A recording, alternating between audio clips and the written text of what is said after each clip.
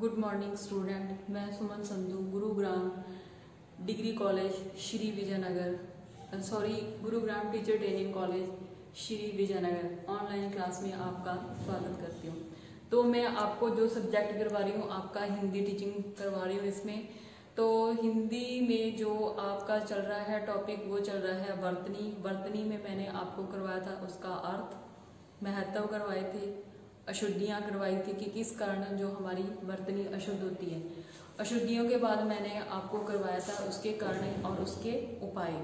तो जो हमारी वर्तनी है, वर्तनी कहते किसे हैं, वर्तनी क्या होती है। वर्तनी में सिर्फ हमें ये नहीं होता कि जो हम शब्द लिख रहे हैं वो सिर्फ सुंदर और सुडेल ही होने चाहिए, बल्कि जो लिख रहे हैं उसमें हमारे को क्या करना है, जैसे मात्रा का ध्यान रखना है, उसमें शब्दों का सही जो भी शब्द लिख रहे हैं, जैसे कि स्वर हो गया, अनुस्वार हो गया, चंद्र बिंदु हो गया, या कोई मात्रा होगी या कोई आधा शब्द हो गया, तो इन सब शब्दों को इन सब शब्दों का हमें वर्तनी लिखते टाइम सबको क्या करना है, ध्यान रखना है। तो जो हमारी वर्तनी है उसको सिर्फ सुंदर और शुद्ध लिखना नहीं होता, बल्कि उसमें जो लिख रहे हैं उस पर हमें ज्यादा ध्यान देना होता है। तो वर्तनी में आज मैं आपको करवा रही हूँ इसकी विधियां कि वर्तनी की क्या, वर्तनी को सुधारने में हम कौन कौन सी विधियों का प्रयोग कर सकते हैं।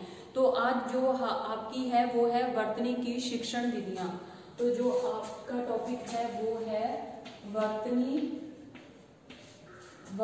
की जो आज का टॉपिक है वो है वर्तनी की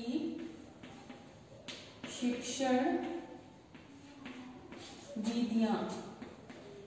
वर्तनी की शिक्षण विधियां कि हम जो वर्तनी में अशुद्धियां आ रही हैं, हमें उन्हें किस किस तरीके से क्या क्या उपाय करके हम उसे सुधार सकते हैं। तो हमारी सबसे पहली जो विधि है वो है किस पर की प्राचीन काल में क्या होता था, जो हमारा पिछला टाइम था उस टाइम में क्या होता था कि जो हमारी वर्तनी थी उसमें केवल जो शब्द बोले जाते थे उसमें या तो श्रुत लेख लिखा जाता था या उसमें क्या होता था, बच्चा कंठस्थ बोलता था, यानी कि जो बच्चा सुनता था वही बोलता था। तो उस टाइम में जो हमारी वर्तनी थी उसमें क्या होता था, या तो उसको श्रुत लेख में लिखा जाता था, लिखने के लिए शब्द दिए जाते थे, या उसे कंठस्थ किया जाता था, या उसे बोला जाता था। बोलने पर क्या किया जाता था, विशेष बल दिया जाता है। लेकिन जो हमारा वर्तमान समय है, जो हमारा ये टाइम है वो क्या है, मनोवैज्ञानिक दृष्टि से इसमें क्या क्या किया जाता है, इसको अपनाया जाता है। जो हमारे राइटर हैं कौन से हैं, रायबर्न।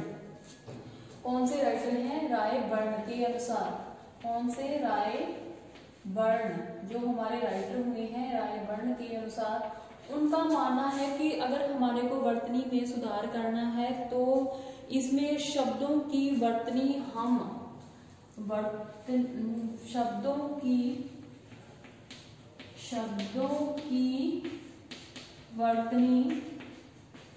शब्दों की वर्तनी को हम तीन, जो हमारी वर्तनी है उसके शब्दों में हमें क्या करना है, तीन प्रमुख साधनों की प्रमुख साधनों की दृष्टि से, तीन प्रमुख साधन की दृष्टि कौन कौन सी होगी, कौन कौन से हमारे साधन होंगे वर्तमान समय में। इसमें है कि आपका जो है साधनों की दृष्टि, श्रवण मांसपेशियां, श्रवण यानी कि सुनना, श्रवण मांसपेशियों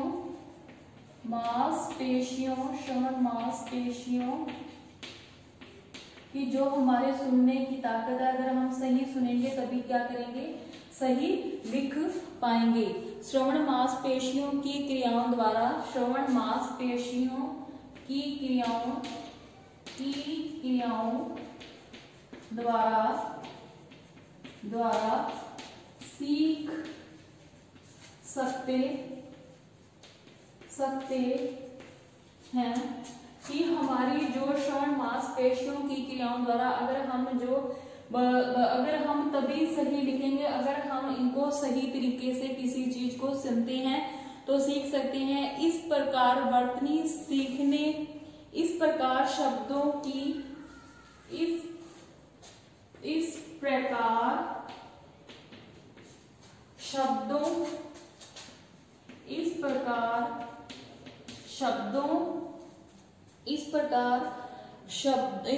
शब्दों की वर्तनी सीखने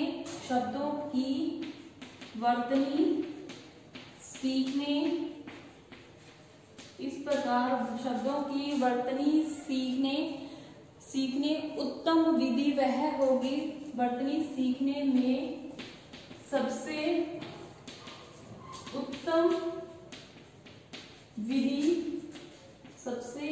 विधि वह होगी जो हमारी वर्तनी के शब्द हैं उनको सीखने में सबसे उत्तम विधि वह होगी जिसमें ये तीनों या इसमें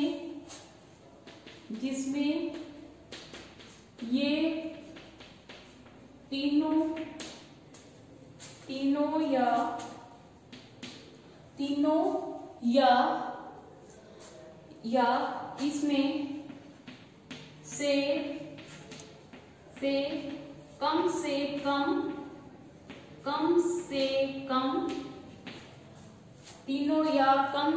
कम दो का प्रयोग किया जाए।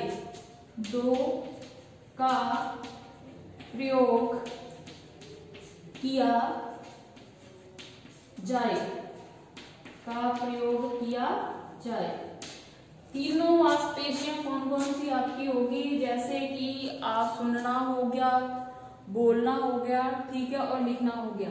ये अगर हमारी तीनों चीजें सही होंगी, अगर हम किसी चीज को सही लिखते हैं, सही सुनते हैं और सही बोलते हैं, तो अगर ये तीनों चीजें हमारी वर्तनी में शामिल होती है तो हम उस वर्तनी को क्या कर सकते हैं, सुधार सकते हैं। ये किनका मानना है, ये रायबर्न का मानना है कि इसमें हमारी तीनों जो मांसपेशियां हैं वो शामिल होनी चाहिए।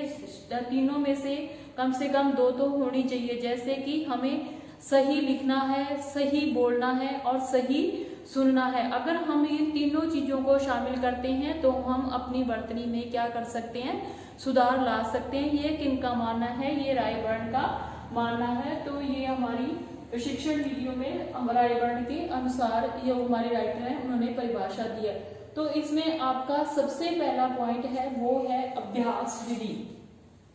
पहला पॉइंट है इसका आपका अभ्यास विधि, यानी कि अभ्यास विधि जो भी हम बोल रहे हैं, जो भी शब्द हमें बोल रहे हैं उसकी हमें क्या करनी है, सूची बनानी है। जैसे कि आप बच्चों को क्लास में कोई जैसे कि कैसे पढ़ा रहे हो या अदरवाइज कोई सुलेख लिखा रहे हो, तो उसकी क्या करोगे, आप सूची बना लोगे। तो उस सूची के आधार पर आप बच्चों को क्या मात्रा सिखानी है, तो मात्रा लिखोगे। मात्रा लिख के आप क्या करोगे, मात्रा लिखने के बाद आप बच्चे को दोबारा बुलवाओगे। जैसे आप 1 2 3 लिख रहे हो क्लास में बोर्ड के ऊपर, फिर आप बच्चे को क्या करोगे 1 2 3 बोलने के लिए अगर एक बच्चे को खड़ा करते हो, उससे बुलवाते हो, उसके पीछे दूसरे बच्चे बोलते हैं। जैसे आप क्लास में उनसे गिनती लिखवा रहे हो, पहाड़े लिखवा रहे हो, कै लिखवा रहे हो, मात्रा से संबंधित शिक्षा दे रहे हो, तो उन सब चीजों को क्या करना है, हमें अपनी सूची बना के बच्चों को उस चीज का दोबारा क्या करवाना है, अभ्यास कराना है। तो भी हमारी वर्तनी में क्या आ जाती है, शुद्धता आ जाती है। तो ये हमारी पहली विधि होगी, अभ्यास करवा के, यानी कि बच्चों को से दोबारा उस चीज को बुलवाना, रिपीट करवाना क्लास में। तो ये कौन सी विधि होगी, आपकी अभ्यास विधि होगी। अब आपका इसमें दूसरा पॉइंट है कि जो है उसमें है कि खेल विधि। कौन सी विधि है, पहली आपकी अभ्यास विधि होगी, दूसरा आपका हो गया खेल विधि, कि बच्चों को आप खेलने के साथ साथ क्या पढ़ा रहे हो, कुछ सिखा रहे हो। जैसे खेल विधि में क्या हो गया आपका कि छात्र खेल में क्या करते हैं, बहुत से शब्दों से क्या हो जाते हैं, परिचित हो जाते हैं। जैसे कि उदाहरण के तौर पे मैं बता दूं कि बच्चों से पूछो कि ये क्या है, वो कहेंगे ए। ये पूछो तो ये क्या हो गया, 2। तो ये क्या हो गया आपका, उनके साथ गेम भी हो गया और खेलने का तरीका भी हो गया और उनका शिक्षण भी हो जाता है। तो ये क्या कौन सी विधि हो जाती है, आपकी खेल खेल विधि हो जाती है। तो खेल विधि में आप बच्चों को और भी करवा सकते हो, जैसे कि आप बच्चों को शामपट, यानी कि आप बोर्ड पे कोई एक शब्द लिखते हो, जैसे कि आपने लिखा पठ, आपने ये क्या लिख दिया, पठ लिख दिया। अब आप बच्चों से बोलोगे कि इस पठ से आप आगे कितने शब्द बढ़ा सकते हो बताओ, और अपनी अपनी कॉपी में लिखो। तो पठ से क्या बन सकता है, पठन बन सकता है। ठीक है, आप बच्चों को बताओगे कि पठ से पठन बन गया, पठनीय बन गया। ठीक है, पठ से क्या बन गया, पठन, पठनीय हो गया। इसके अलावा आप बच्चे को बोलते हो कि आप लिखो कल, जैसे कि कल हो गया, कल से संबंधित और भी शब्द बनाओ। कल से संबंधित हो गया, जैसे कलम हो गया, इसके पीछे मैं लगा दो तो कलम बन जाएगा। कै और लै के पीछे आप श लगा देते हो तो कलश बन जाएगा। ठीक है, तो ऐसे क्या करवाओगे, आप बच्चे को साथ साथ में खिलाओगे और साथ साथ में क्या करवाओगे, अभ्यास करवाओगे। जैसे आपने बोर्ड पे लिख दिया पठ, तो आपने बोला पठ के पीछे न लगा दो, तो वो क्या बन गया, पठन बन गया। आपने बोला कि पठन और इसके पीछे छोटी ई की मात्रा लगा दो और साथ में यह लगा दो, तो क्या बन गया, पठनीय बन गया। अब आपने लिखा है कल, कल लिख दिया, कल के पीछे बच्चे को बोलो कि मैं लिखो, तो वो क्या बन गया, कलम बन गया। अब बच्चे को बोलो कि उसके पीछे, कल के पीछे श लगा दो, तो क्या बन गया, कलश बन गया। तो ये कौन सी विधि होगी, आपकी खेल विधि होगी। तो मैंने इसमें आपको दो विधियां करवाई हैं। पहली आपकी होगी अभ्यास विधि, दूसरी आपकी होगी खेल विधि। तो ये आपकी दो विधियां हो चुकी हैं। तो इसमें देखो आप, जैसे कि आप बच्चे को बोलते हो कि किसी भी शब्द को क्या करते हो, दो वर्गों में बांटते हो। कोई भी शब्द हो गया, इसको क्या करते हो, दो शब्दों में विभाजित करते हो। जैसे कि आप उदाहरण के तौर पे बता रही हूँ कि दूसरे वर्ग के छात्रों को ऐसे शब्द बनाने को कहो जिससे कि जो शब्द है प्रथम अक्षर उससे दो, जैसे कि क्लास में दो ग्रुप बना दो और ग्रुप दोनों को अलग अलग शब्द दो। जैसे कि आपने पहले ग्रुप को शब्द दे दिया कि प्रथम अक्षर पहले बोले और शब्द के अंतिम जनी वर्ण में ए होना चाहिए। तो इस प्रकार का जो आपका हो गया वो क्या हो गया, खेल विधि होगी। अब तीसरी विधि आपकी है प्रतिलेखन विधि। कौन सी विधि है, प्रतिलेखन,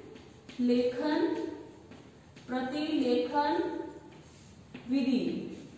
जो आपकी तीसरी विधि है प्रतिलेखन विधि। इस विधि में क्या होता है कि आपको श्यामपट्ट यानी कि आपका ब्लैक बोर्ड या आपकी पुस्तक में क्या होता है, कठिन शब्द है जो भी है उसको क्या करना है, पाठ्य पुस्तक में तो क्या करना है, उसको अंडरलाइन करना है, प्रतिलेखन करना है।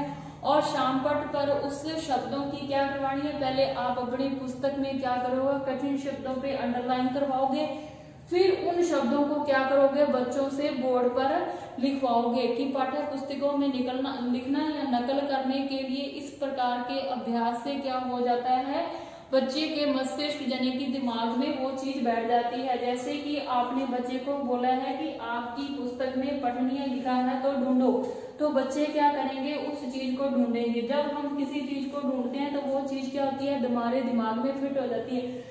तो उसमें क्या करना है, उन बच्चों को बोलना है कि आप पठनीय शब्द पर अंडरलाइन करो। अब बच्चे ने उस चीज को क्या करा है, अंडरलाइन कर दिया। उसको बोलो कि अब आप इस चीज को ब्लैक बोर्ड पे लिखो।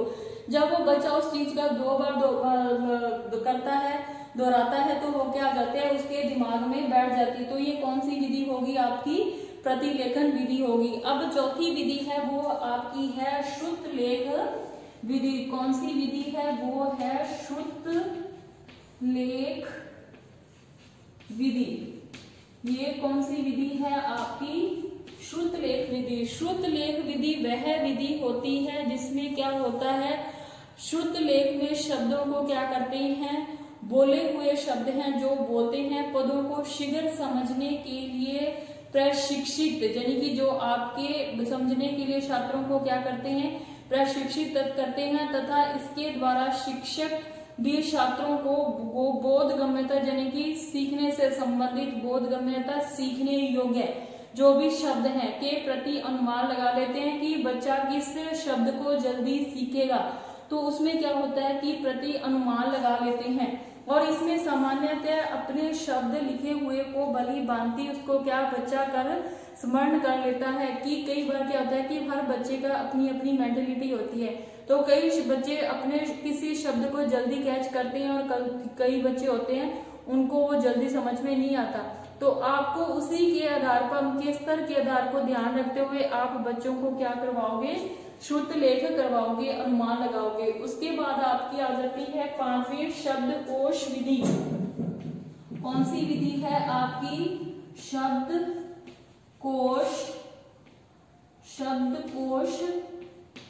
विधि। ये आपकी 5वीं विधि है, शब्दकोश विधि। इस प्रकार की विधि में क्या होता है, शब्दकोश का उपयोग करना सिखाया जाता है। इसके अंतर्गत क्या होता है, जो हमारा शिक्षक है उसे समय समय पर क्या करना है, बच्चे को प्रोत्साहित करना है।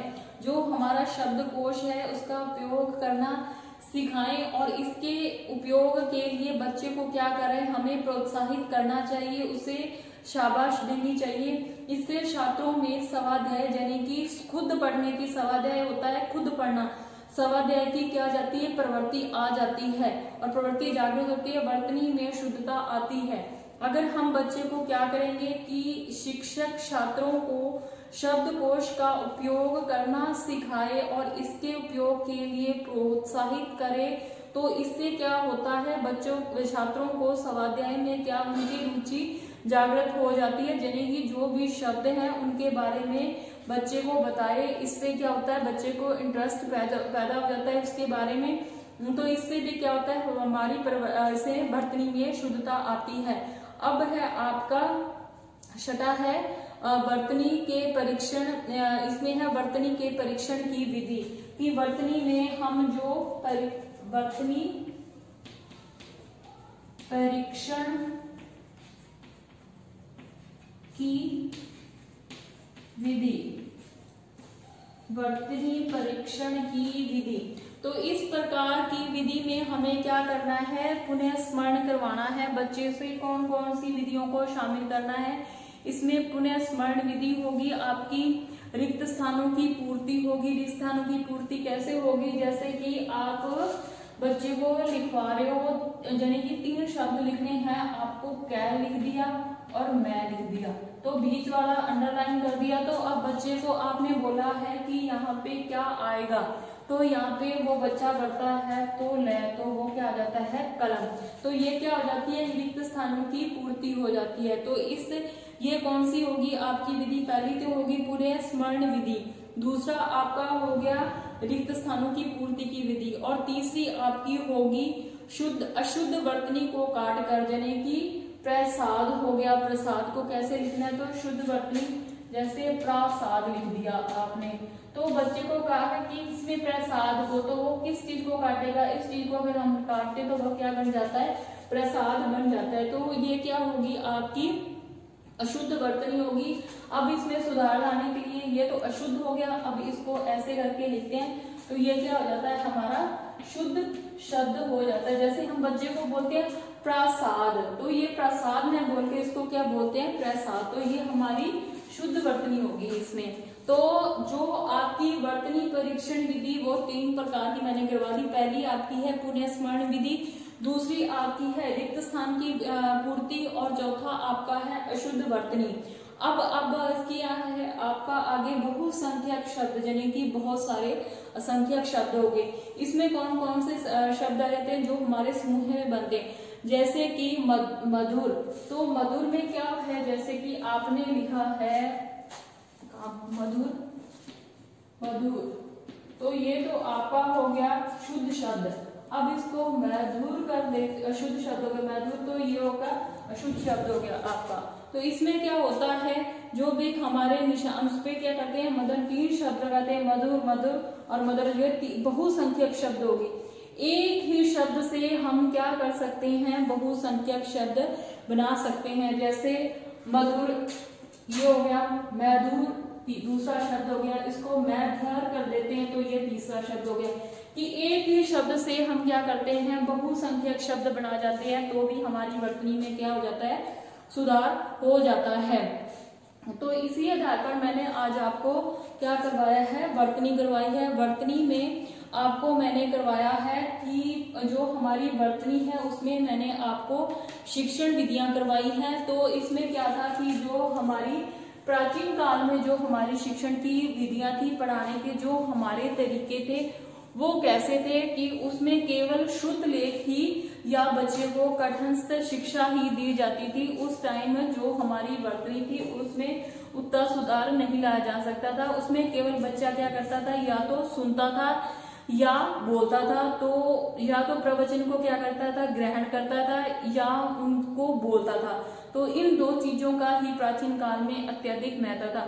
लेकिन जो हमारा आज का युग है, मनोवैज्ञानिक दृष्टि से ऐसा नहीं है कि हमारी वर्तनी में सुधार लाने के लिए जो हमारे मनोवैज्ञानिक हुए हैं उनका मानना है, जैसे कि हमारे रायबर्न के अनुसार उनका मानना है कि अगर हम शब्दों की वर्तनी में 3 प्रमुख साधनों की दृष्टि से श्रवण मांसपेशियों की क्रियाओं द्वारा सीख सकते हैं, तो इस प्रकार के शब्दों की वर्तनी में सीखने में सबसे उत्तम विधि होगी, जिसमें अगर हमारी 3 मांसपेशियां, अगर हम तीनों में से किसी 2 का प्रयोग करते हैं तो भी हमारी वर्तनी में क्या हो जाता है, वो सुधार लाया जा सकता है। जैसे मैंने आपको बताया था कि अगर हम सही सुनते हैं, सही बोलते हैं, अगर सही उच्चारण करते हैं तो भी हमारी वर्तनी में क्या आ जाती है, शुद्धता आ जाती है।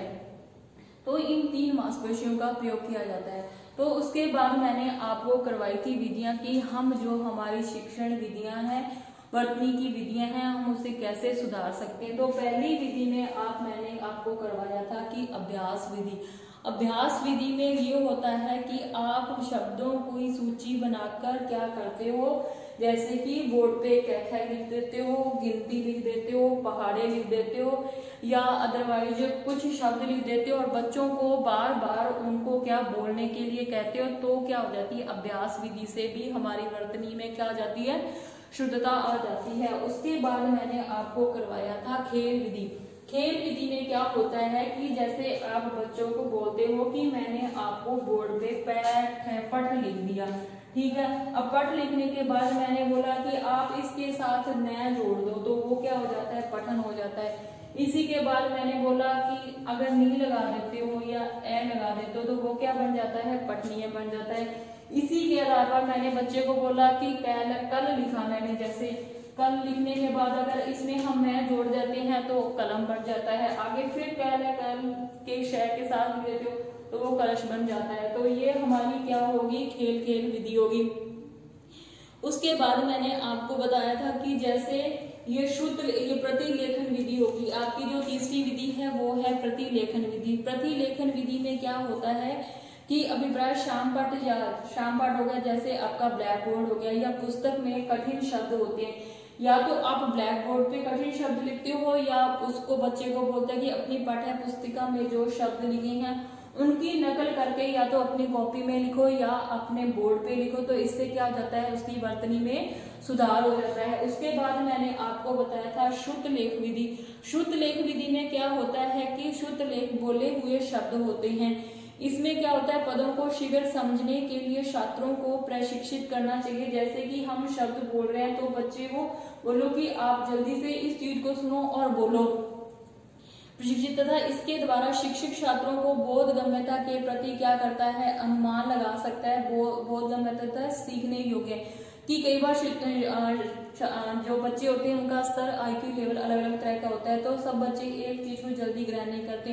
तो इसका केवल शिक्षक ही अंदाजा लगा सकता है कि कौन किस बच्चे को जल्दी समझ में आता है। उसी आधार पर अगर उसको वर्तनी में सुधार करता है कि जैसे कि कई बच्चे मात्रा जल्दी सीख जाते हैं, कई बच्चे पहाड़े जल्दी सीख जाते हैं, तो ये इन सब चीजों के बारे में किसको पता होता है, शिक्षक को ही पता होता है। तो वो शिक्षक इसमें क्या कर सकता है, उनके शुद्ध लेख विधि के माध्यम से इन सब चीजों को क्या कर सकता है, समझ सकता है।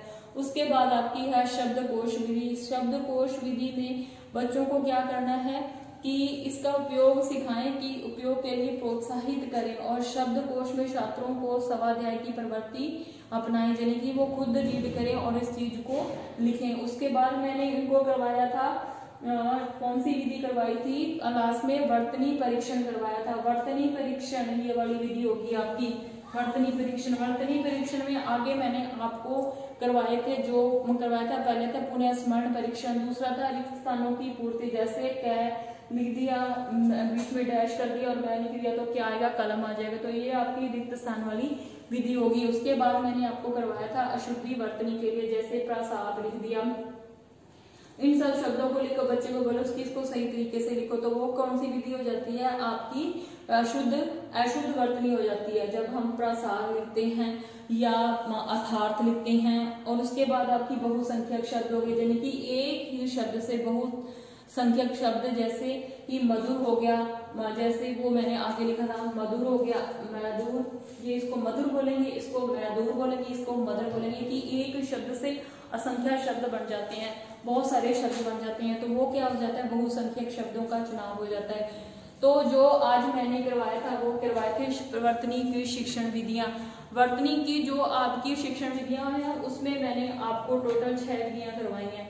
तो जो मैंने आज आपको करवाया है वो आपको समझ में आ गया। तो इसके साथ ही आज की क्लास ही खत्म होती है। जो आपका टॉपिक आगे वर्तनी का बचा है वो मैं आपको कल करवाऊंगी। धन्यवाद।